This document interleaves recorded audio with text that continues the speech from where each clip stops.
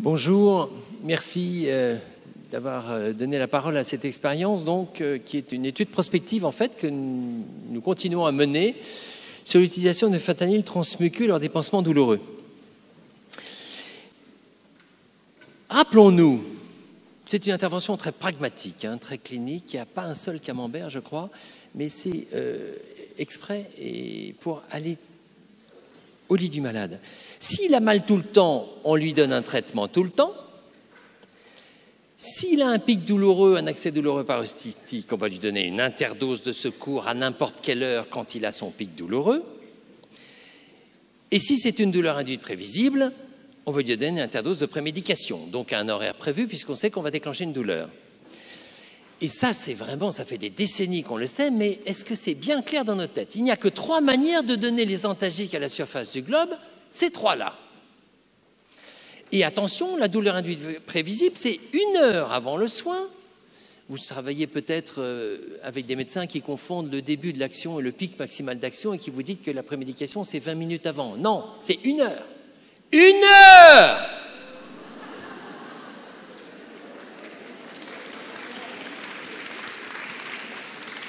Une heure, que ça soit péros ou sous-cutané.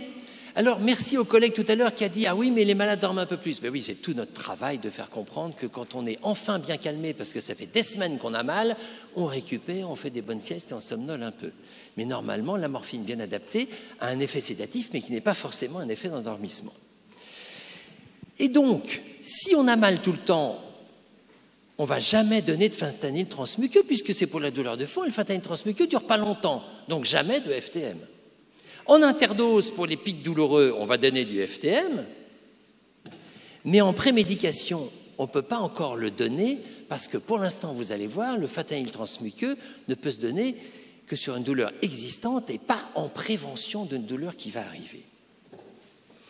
Alors, qu'est-ce qu'on a depuis des décennies pour calmer les malades? Eh bien, des médicaments, des accès douloureux. Le délai, le pic maximal d'action en sous-cutané ou en péros, c'est 1 heure. En IV, c'est quelques minutes. Et c'est donc une révolution culturelle d'avoir le fentanyl transmuqueux, puisque par voie orale ou par voie nasale, je vous mets toute la liste, et peut-être même pas exhaustive de ce qui existe, c'est quelques minutes. Donc l'intérêt peut être majeur. Mais pour tous ces produits, attention, l'AMM, c'est le cancer des gens qui sont déjà sous opioïdes et à au moins 60 mg par jour depuis au moins 1 semaine. Et vous allez voir que dans notre étude, on a été confronté à donner ces produits à des gens qui sont hors AMM. Mais je vais être politiquement correct pour une fois, et je ne vais parler que des produits en AMM aujourd'hui. En octobre dernier, nous avions 164 malades, et déjà, vous voyez, on avait été amené à donner du fentanyl transmuqueux à des gens qui n'avaient pas de cancer. Mais bon, je vous fais grâce de 45 camemberts. On a regardé l'âge, le sexe, la pathologie, la créatinine, le Karnofsky, l'état cognitif, les troubles neuropsychiques, la dose de fond, l'interdose, le traitement, l'effet secondaire, le nombre de surdosages justifiés en naloxone, le produit utilisé, la couleur des yeux, etc. Avec une petite fiche toute simple. Vous savez, les recherches qui sont extrêmement compliquées, qui nécessitent énormément d'items à remplir, sont évidemment beaucoup plus difficiles à mettre en place avec les soignants parce qu'on n'a tous pas que ça à faire de remplir des fiches.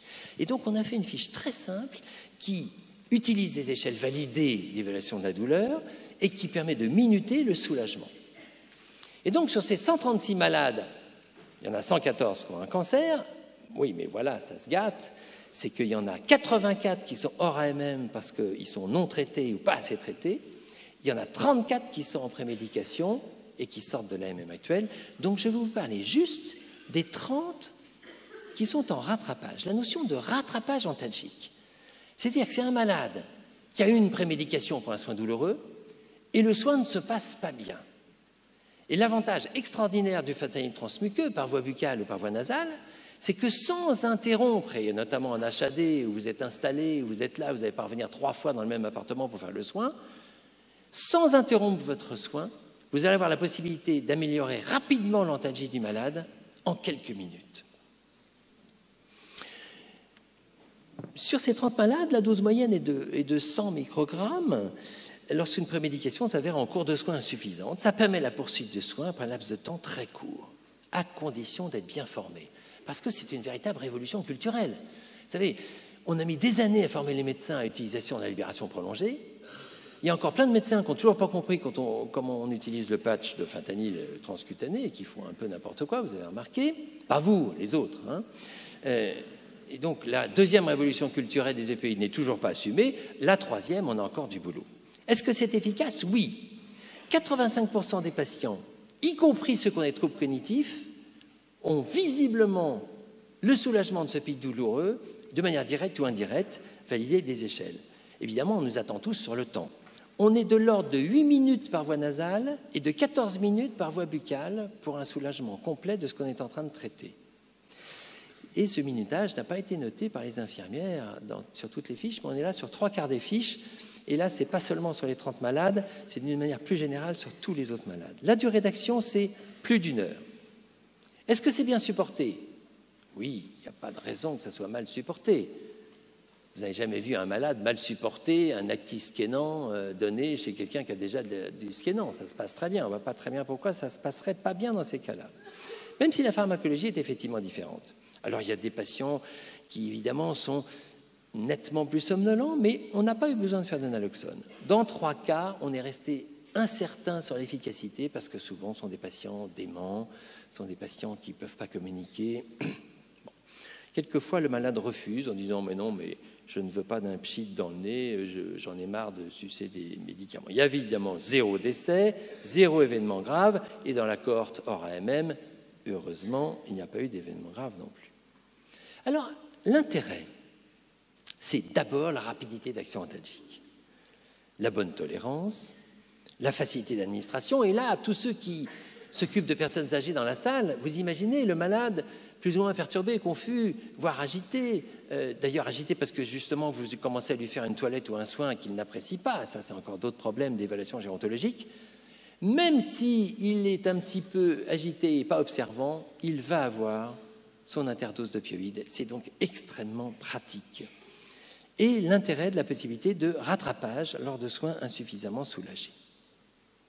Cependant, attention, il faut bien connaître le produit, savoir où est-ce qu'on met le comprimé dans la bouche, où est-ce qu'on fait la pulvérisation dans le nez, et ce n'est pas de la ventoline, hein, il n'y a pas besoin d'aspirer au moment où on fait l'insufflation, hein. C'est pour le nez, pas pour les bronches, etc. Vous voyez, oui, non mais ça a l'air bête comme ça, mais on s'était aperçu au bout de quelques semaines qu'il y avait des infirmières qui faisaient aspirer, malgré des heures de formation, elles confondaient toujours Instanil et ventoline. Ça change les habitudes, ça change l'organisation des soins. Il faut de la rigueur, il faut de l'anticipation, il faut du minutage. Et dans le monde compliqué qu'est le nôtre, c'est pas facile de minuter. Et puis évidemment, l'intérêt, c'est de sélectionner les pics douloureux, brutaux, très intenses, parce que ça, ceux-là, on n'a pas envie de les laisser attendre 1 heure d'être soulagés, bien sûr. C'est l'intérêt du fentanyl transmuqueux. C'est une véritable révolution culturelle, et on a mis plusieurs mois dans le service, et pourtant, c'est un service qui n'est pas débutant, et on a mis plusieurs mois à bien organiser tout ça. Donc, conclusion, prise en charge des pics douloureux transitoires, pour rattraper au cours d'un soin une prémédication insuffisante. À l'hôpital comme à domicile, évidemment, à condition que le soignant soit formé, que ça soit cadré, que ça soit tracé, que ça corresponde à une vraie douleur de nociception. Puisque je vous rappelle évidemment qu'il s'agit d'une douleur de nociception en cause. C'est pour ça qu'on va lui donner des antalgiques. Mais ça nécessite une logistique précise, une évaluation, une surveillance. Il faut dédramatiser les opioïdes, mais pas les banaliser. D'autant plus que, comme vous savez, le fentanyl est un des opioïdes qui a le plus de tachyphylaxie, le plus de risques d'accoutumance. Et vous savez qu'aux États-Unis, en ce moment, ils ont quelques petits soucis avec l'oxycodone et le fentanyl, à force de dire n'importe quoi. Je relisais les bons articles. Et donc, attention, il faut faire attention, il faut dédramatiser, pas banaliser. Mais vous avez vu que les 3/4 de nos patients à qui on a fait ça étaient hors AMM. Donc nous, on est complètement persuadés qu'en AMM, le fentanyl transmuqueux est un formidable médicament pour calmer très vite les pics douloureux, à peu près où que vous soyez, si vous êtes bien formé. Mais la question, c'est, faudra-t-il étendre les recommandations d'administration aux patients qui prennent moins de 60 mg par jour en traitement de fond? On en a 50 dans notre étude. Voire même hors cancer, mais à ce moment-là, comment limiter la durée d'emploi? comment sélectionner les pics douloureux qui seraient en cause, voire même en prémédication. On a 34 patients qu'on a prémédiqués avec le phénomène transmuqueux. Donc la prémédication, là, ce n'est pas 1 heure, c'est quelques minutes, évidemment. Et l'idéal, ça serait d'affiner les prémédications antalgiques et de pouvoir être rapidement efficace sur les pics douloureux et d'anticiper en quelques minutes les gestes éventuellement douloureux. On essaie, ça on est un peu dans le fantasme là, hein, détendez-vous les gars là, hein. Là, on essaye d'avoir un patient bien calmé pendant son soin. Évidemment, l'instanil, c'est pas ça. Je vous remercie.